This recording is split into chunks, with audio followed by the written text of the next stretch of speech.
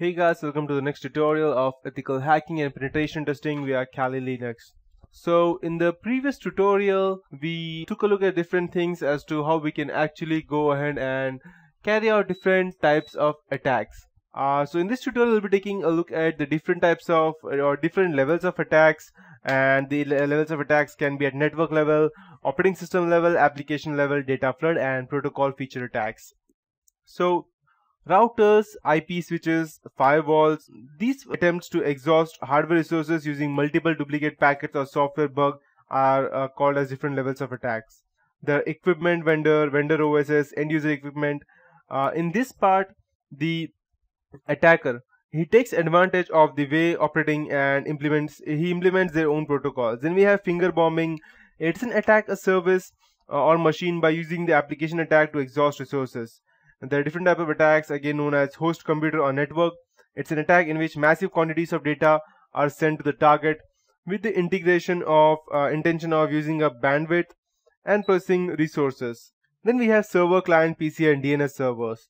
Attacks in which bugs in a network protocol are utilized to take down different networks resources. And the methods of attack includes IP addresses, spoofing, and corrupting DNS server caches as well. So the tendency of DDoS attack shows infallibility that perpetrators take aim and move up the OSI model over time. The relocation of the prime target is logical since more DDoS defense systems focus their primary detection powers on lower layers. Therefore, attacks on the web application layer are increasingly popular. Furthermore, layer 7 penetration, that is a top level layer of the OSI model, it provides an outlet on a business logic layer, which is considered as an abstraction extension of the previously mentioned network protocol suite. So given that the internet is built vertically by multiple protocol layers, it would be perfectly understandable if internet DDoS attacks assume vertical classification as well. While network layers DDoS attack attempts to overwhelm the victim server with bogus requests, the application layer DDoS attacks rely on legitimate ones, such as, let's say for example, the Baitulahi and Deconic in 2011.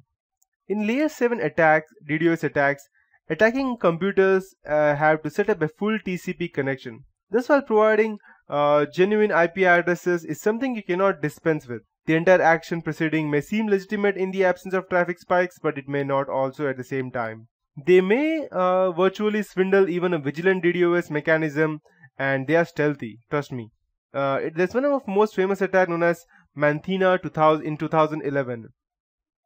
So a layer 7 DDoS attack, in contrast to the others, may exploit vulnerabilities in application software, thus circumventing detection and aiming directly at the targeted server as it was used in Manthina in 2011.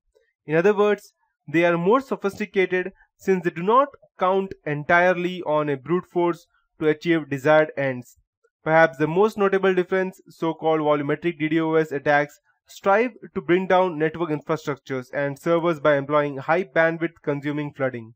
That benefits from an inherent blind spot of the internet medium. On the other hand, layer 7 DDoS attacks take the victim server in the rear, first encouraging well-known applications such as Hypertext Transfer Protocol, Voice over Internet Protocol, VoIP, or DNS, such as that is a domain name system. The goal of application layer DDoS attacks usually have nothing to do with overwhelming bandwidth. Some IT experts call them low and slow for a reason. Frequently at a close range are exhausted CPU or memory resources. Hence, layer 7 DDoS leverage as well inherent flaws and limitations of applications. For example, system resources are always finite. They are never infinite. There's surprise here actually that heavy resource consumption will eventually render the server incapacitated. So protection and mitigation of common volumetric attacks is something that IT specialists are familiar with, and in contrast, layer 7 DDoS attacks often stand as a more formidable challenge. So in short, to be more clearer, it's very hard for people to go out and actually stop these kinds of DDoS attacks. They're not something that a person can already know what is happening in the background, because and you may never know. For example, let's say if a person is trying to go ahead and interfere with your firewall, then you may get an alarm at your IDS that someone is trying to enter your firewall if you have a good IDS, that's intrusion detection system. But when going ahead and doing a DDoS attack, you may never know whether the person is actually going and trying to get into your computer, or is actually just normally visiting the website within multiple IP addresses or through multiple IP addresses, which you are getting a lots of traffic. You may also have noticed that, let's say for example, if you are going ahead and using your Google, and if you're on a company on your own, let's say for example you're working in a company and you are trying to visit your Google website, sometimes you are requested to go ahead and enter some specific letters or some addition or multiplication of a few easy mathematics. The reason of behind that is because the people want to know what exactly is the IP address and from where is the source coming, whether it's just a DDoS attack, because if it is a DDoS attack, then DDoS attack cannot go ahead and answer to the question of 6 plus 6 or 2 plus 2, or they cannot go ahead and write down something in specific.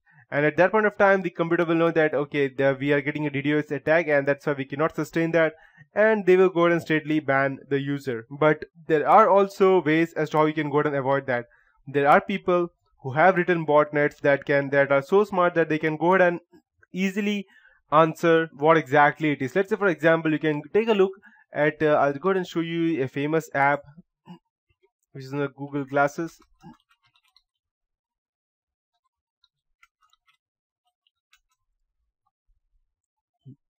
So here's the Google goggles, not glass actually.